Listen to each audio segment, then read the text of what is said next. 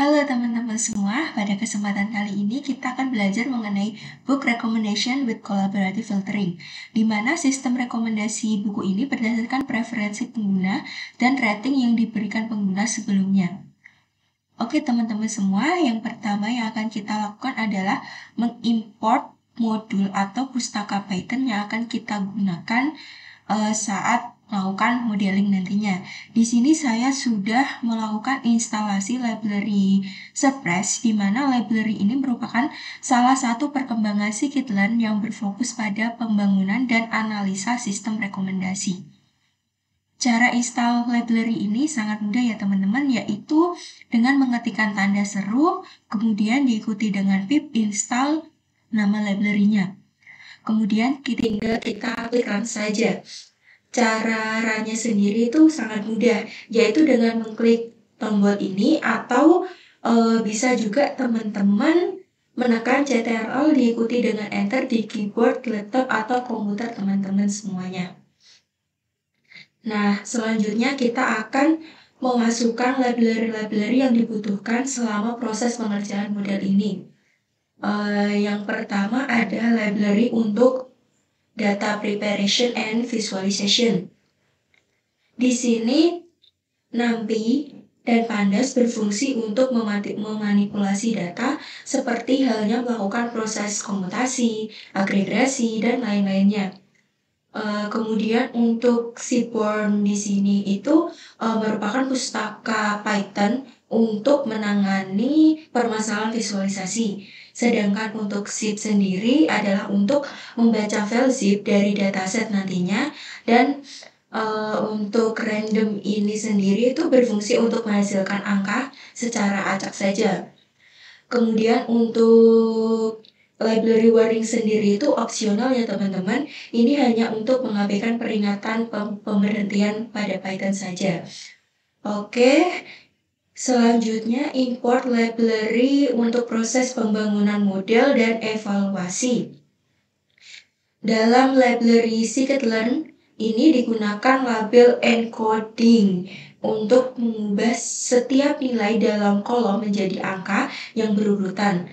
Let's say kita punya kolom alamat yang mana berisi Bandung, Jakarta, dan Surabaya. Nah, nantinya masing-masing isi dari kolom tersebut akan diberikan label secara berurutan nih teman-teman. Misalnya pada Bandung diberi label 0, kemudian Jakarta diberi label 1, kemudian Surabaya diberi label 2. Selanjutnya untuk trend test split ini adalah untuk menjadikan dataset menjadi dua bagian, yaitu data test dan data trend, di mana data test ini adalah data untuk mengetes hasil model kita, sedangkan untuk data trend sendiri ini adalah data latihnya kita, teman-teman. Sedangkan untuk reader ini adalah untuk menguraikan file atau kerangka berpikir, karena dalam suatu dataset akan dipunyai kumpulan data peringkat. Oke, next. Dataset yang akan kita pakai di sini itu adalah Book Recommendation Dataset dari Arachnik ya teman-teman semuanya. Oke, setelah kita run library-nya, kemudian langkah selanjutnya kita siapkan kredensial akun Kaggle. Sebenarnya hal ini tuh opsional ya teman-teman, tergantung kenyamanan teman-teman semuanya. Jika ingin mengupload file dari komputernya teman-teman juga feel free banget. Dengan caranya juga download filenya terlebih dahulu, kemudian kita save. Tapi di sini saya akan coba menyontohkan menggunakan kredensial akun Kaggle. Caranya itu sangat mudah teman-teman. Kita klik profile, kemudian open profile. Ini saya coba close dulu ya teman-teman. Kemudian kita klik account dan create new API token. Nah, di sini tuh teman-teman bakalan dapat file yang namanya Kaggle.json buat ngedownload datasetnya nanti gitu. Kemudian kita coba save ya teman-teman, back to sini. collab-nya, terus kita upload Kaggle-nya. Sini saya tadi save-nya di sini, Kaggle. Kita open. Oke, udah masuk ya teman-teman, berarti udah berhasil kita upload. Kemudian kita buat folder Kaggle di dalam folder root dan salin berkas Kaggle tadi itu di direktori Kaggle-nya. Terus kita run.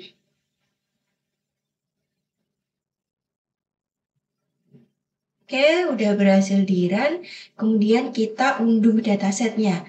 Di sini itu kita close dulu ya untuk run-nya si run tadi. Untuk cara downloadnya sendiri itu setelah kita letakin Minde ini tuh arah sheetbook recommendation itu tuh sebenarnya didapat dari sini teman-teman.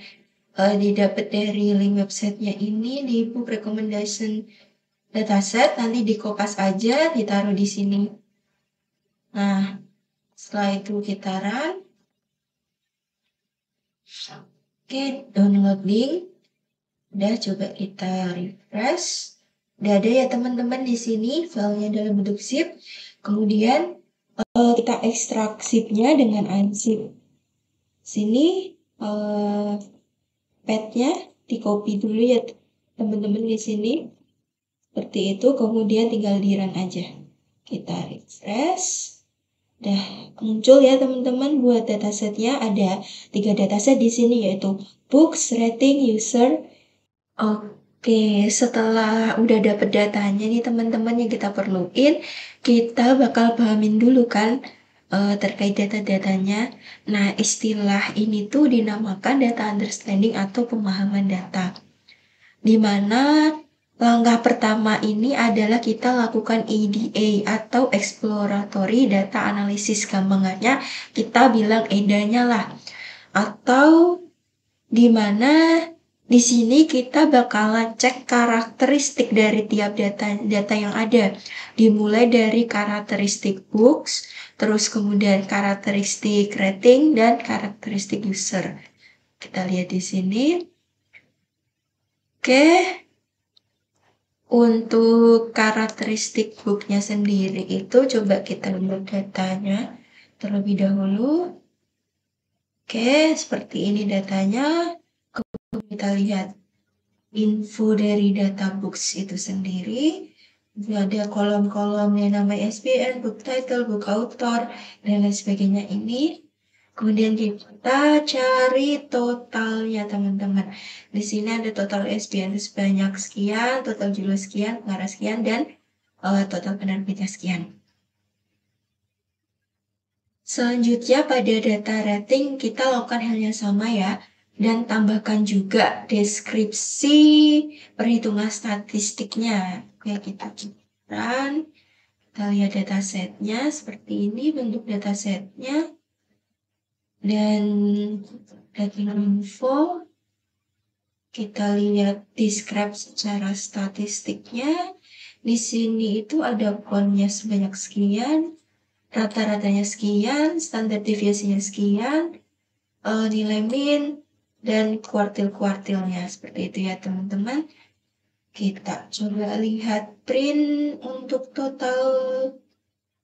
Nah, untuk total penggunanya ada sekian, untuk total bukunya ada sekian, dan total ratingnya sekian. Selanjutnya coba kita upload ya untuk melihat secara lebih jelasnya. Nah, ini hasil uploadnya ya teman-teman.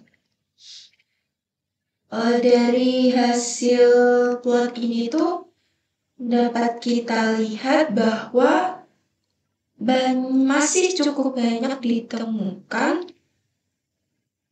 buku yang memiliki rating 0 sehingga data tersebut perlu kita hapus ya teman-teman. Agar apa? Agar mengurangi bias saat melakukan proses analisisnya. Next, kita lihat karakteristik pada data user. Coba kita run untuk melihat bentuk data user seperti apa. Ternyata ada kolom-kolom user ID, location, and age. Nah, coba dilihat teman-teman di sini itu pada kolom age atau kolom umur itu masih ditemukan data-data NaN, di mana data NaN ini adalah berupa missing value yang tidak ada nilainya.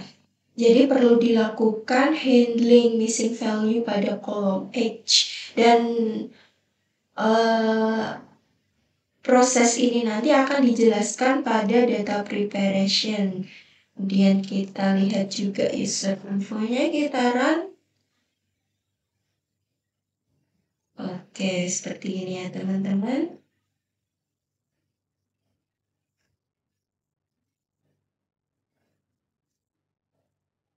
Oke, untuk selanjutnya ada persiapan data atau data preparation. Nah, di dalam data preparation itu sendiri, masalah-masalah yang kita temukan pada data understanding yang tadi itu akan coba kita selesaikan. Oke, untuk yang pertama, kita lakukan mulai dari data books dulu ya teman-teman. Kita seleksi fitur-fitur yang diperlukan. Kita coba lihat dulu 5 data teratasnya. Oke, 5 data teratasnya sudah muncul. Kemudian kita cek missing value-nya. Oke, di sini setelah kita run kita temukan missing value ada pada book author sebanyak 1 dan publisher ada sebanyak 2. Kemudian next kita coba isi data kosong tersebut atau missing value tersebut dengan unknown saja, dan coba kita run dan cek apakah sudah terisi. Nah, dari running ini ya, dari outputnya sudah terlihat bahwa dari yang sebelumnya kita isi missing value-nya, book author-nya kan ada 1. Nah, setelah kita isi book author-nya jadi 0, demikian juga pada publisher. Itu teman-teman. Selanjutnya untuk data rating. Kita cek missing value-nya dulu. Coba. Oke, nggak ada missing value di sini. Selanjutnya kita coba lihat rating yang kosong tadi teman-teman. Jumlah rating kosong itu tadi kan sempat kita lihat juga di bagian data understanding. Nah, kita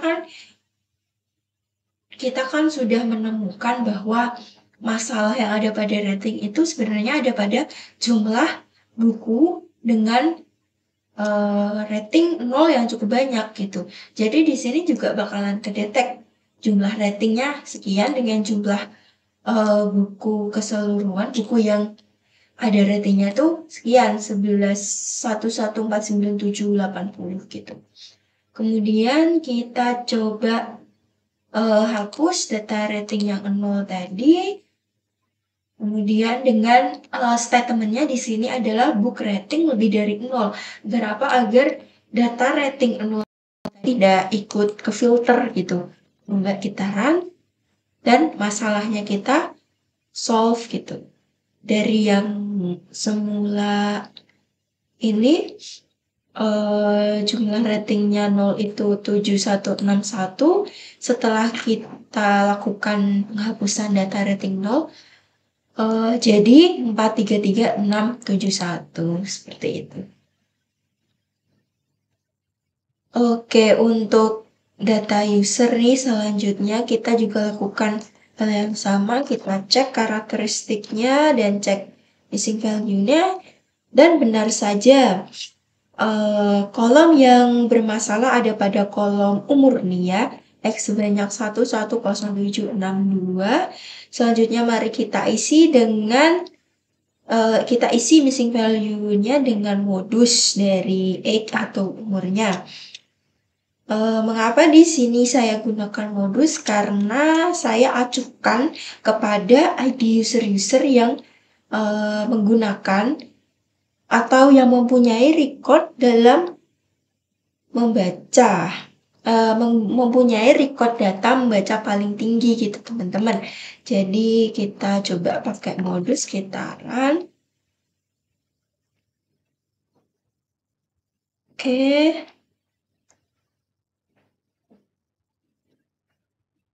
Terus udah, kemudian kita coba plot.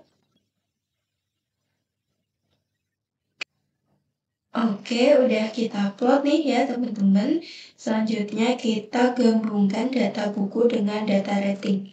Kita run aja. Oke, udah ya teman-teman semua. Di sini udah keluar merge data buku dan data rating seperti itu. Oke, setelah itu kita sampai pada proses pemodelan kita. Yang pertama itu kita bakalan cek recommendation berdasarkan popularity. Di mana dalam hal ini tuh bakal direkomendasikan buku paling populer berdasarkan rata-rata rating dan jumlah rating yang diterima.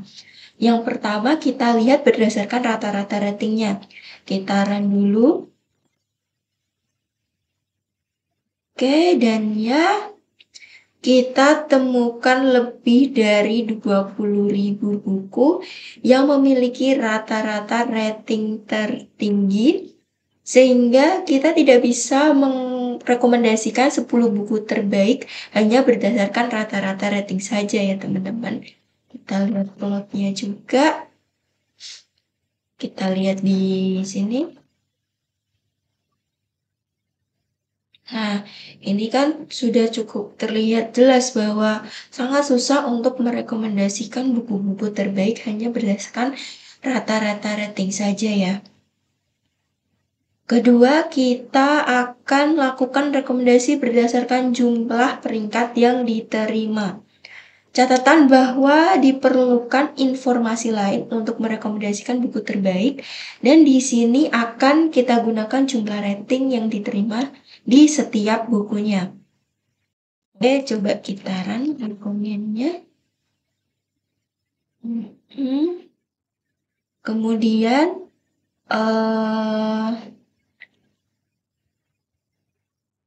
hasil tertinggi rating adalah sebanyak 707 dengan nomor ISBN 031 sekian sekian sekian.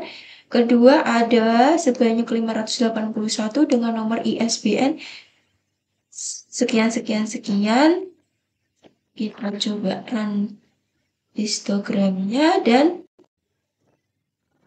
kita plot, dan terlihat jelas ya teman-teman nomor ISBN dengan hasil rating tertinggi yaitu 031 dan 097 diikuti dengan lainnya itu. Ketiga, ada weight rating ya teman-teman, di mana digunakan untuk menggabungkan kedua informasi yaitu berdasarkan rata-rata rating dan jumlah rating yang diterima. Kemudian akan dipilih top 10 atau 10 produk terbaik untuk diberikan suatu rekomendasi. Coba kita run. Oke, udah berhasil di-run. Di dalam weight rating sendiri ini tuh digunakan rumus R dikali V plus C dikali M per V plus M. Di mana R sendiri itu adalah rata-rata rating per buku, dan V itu jumlah rating diterima di setiap bukunya. Kemudian untuk C itu rata-rata rating dari seluruh buku, dan M itu adalah minimal jumlah rating yang diterima nih teman-teman. Oke, mari kita lihat rekomendasinya. Oke, udah keluar ya teman-teman. Berarti model dari weight ratingnya ini udah bisa melakukan rekomendasi top 10 buku. Next, mari kita lanjutkan dengan metode collaborative filtering, di mana pada dasarnya rekomendasi ini tuh hanya berdasar pada suka atau tidaknya pengguna di masa lalu, dan bagaimana pengguna lain menilai item lain tanpa mempertimbangkan fitur item yang lainnya seperti penulis, penerbit, genre, dan lain sebagainya. Oke, mari kita kita definisikan rating user itu sebagai rating buku dan kita lihat hasilnya. Oke, udah keluar ya hasilnya teman-teman. Selanjutnya kita akan beri label pada user ID dan book title-nya ya teman-teman, untuk memudahkan kita dalam proses analisis selanjutnya. Kita beri label dan kita coba run. Oke, udah selesai, berarti dari data-datanya kita udah berhasil dilabeli ya teman-teman. Yang terakhir adalah part pengembangan model. Dalam pengembangan model di sini akan kita gunakan model SVD dari library Surprise dan mengevaluasi dengan k-fold cross validation, di mana di sini akan digunakan 10 k-fold cross validation menggunakan matriks RMSE dan MAE. Oke, kita coba run ya teman-teman. Oke, sambil menunggu runnya selesai, penjelasan sedikit mengenai SVD. SVD sendiri dapat mengurangi dimensi matriks utilitas dengan mengekstrak faktor laten ya teman-teman. Tapi sebelumnya apa sih itu faktor laten? Nah, faktor laten ini mampu menangkap preferensi peringkat item pengguna dan dalam prosesnya sendiri mampu memprediksi peningkatan perkiraan untuk semua pasangan item pengguna, di mana pengguna belum menilai item tersebut, belum menilai tren-tren dalam item tersebut teman-teman. Oleh karena itu, SVD sendiri ini memiliki properti yang besar yang dapat meminimalisir atau meminimalkan error saat modeling nantinya ya teman-teman. Sehingga dapat kita tarik kesimpulan bahwa SVD ini tuh cukup hebat untuk masalah pengoptimalan.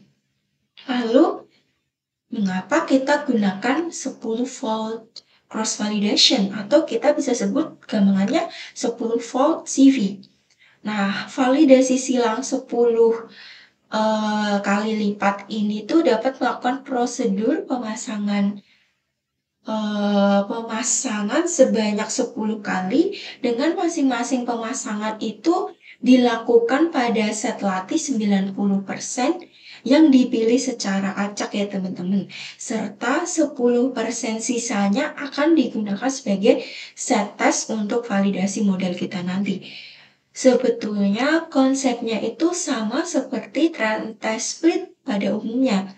Nah, 10-fold CV ini juga direkomend untuk pemilihan model terbaik karena cenderung memberikan estimasi akurasi yang kurang bias. Seperti itu teman-teman.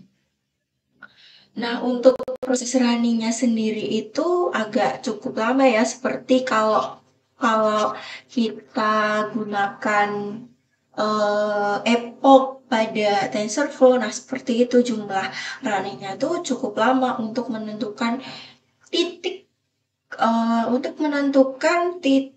error terendah dalam melakukan prediksi model. Seperti itu ya teman-teman. Mungkin ini sudah keluar ya hasil runningnya. Kemudian kita bisa lihat bahwa nilai rata-rata error RSME dan MAE dari data tes bisa dikatakan cukup kecil, yaitu sebesar 1,63 sekian dan 1,26 sekian, dengan standar deviasi yang bisa dibilang cukup mendekati sampel statistik dari rata-rata sebuah data. Nah, dari penjelasan itu bisa kita tarik kesimpulan bahwa rekomendasi ini bisa kita tarik kesimpulan bahwa model tersebut sudah cukup baik Nah, mari kita lakukan rekomendasi buku berdasarkan riwayat rating user dengan menggunakan model SVD yang tadi ya teman-teman. Kita run. Oke. Oke, coba kita cari user yang menyukai buku David Copperfield ini ya. Sebagai contoh, kita ketikkan saja di sini. David Copperfield. Maaf. Yuk, kita coba run. Oke, udah keluar ya teman-teman hasil runningnya. Berarti modelnya kita bisa dikatakan sudah cukup mumpuni untuk melakukan proses untuk merekomendasikan buku berdasarkan nama user yang menyukai buku David Copperfield ini. Nah, untuk pengetesan selanjutnya kita coba lihat di rekomendasi menggunakan user ID. Nah, di sini coba kita lihat random aja ya teman-teman. Di sini coba saya inputkan user ID-nya itu 189. Kemudian kita running. Oke, keluar hasil rekomendasi rating buku dari user. Dan ini hasilnya.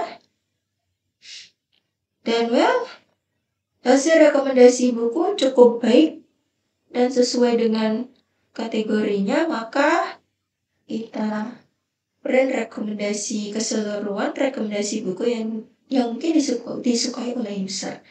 Nah, coba running untuk memastikan apakah model kita benar-benar bagus dan sesuai dengan kategorinya. Seperti itu, kita tunggu.